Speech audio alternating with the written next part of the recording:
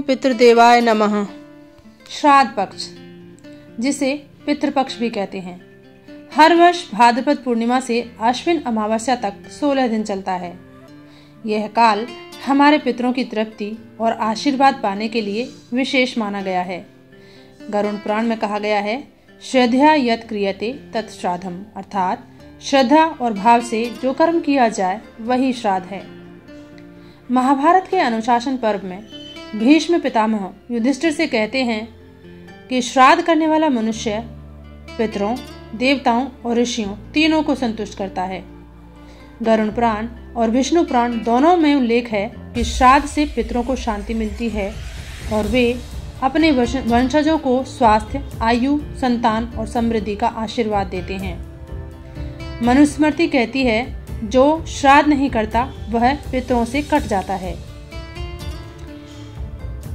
पितृपक्ष के ये 16 दिन सभी दिवंगत पितरों के लिए समर्पित हैं। गरुड़ पुराण और धर्म सिंधु में लिखा है कि जिस तिथि को पितरों का देहावसान हुआ हो उसी तिथि पर श्राद्ध करना श्रेष्ठ है।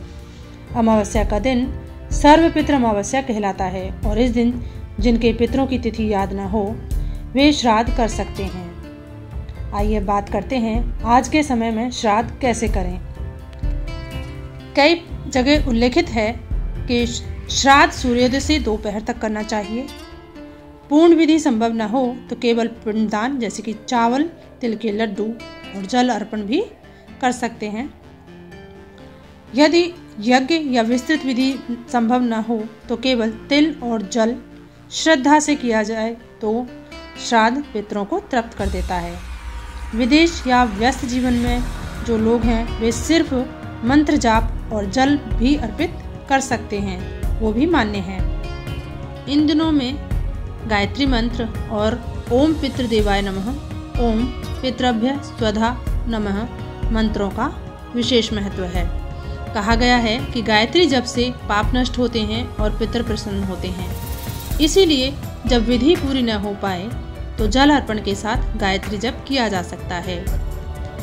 इसी प्रकार तिलोदक, तिल मिश्रित जल अर्पित करते समय ओम पितृदेवाय नमः या ओम पितृभ्य स्वधा नमः मंत्र का उच्चारण करने से भी पितर तृप्त होते हैं।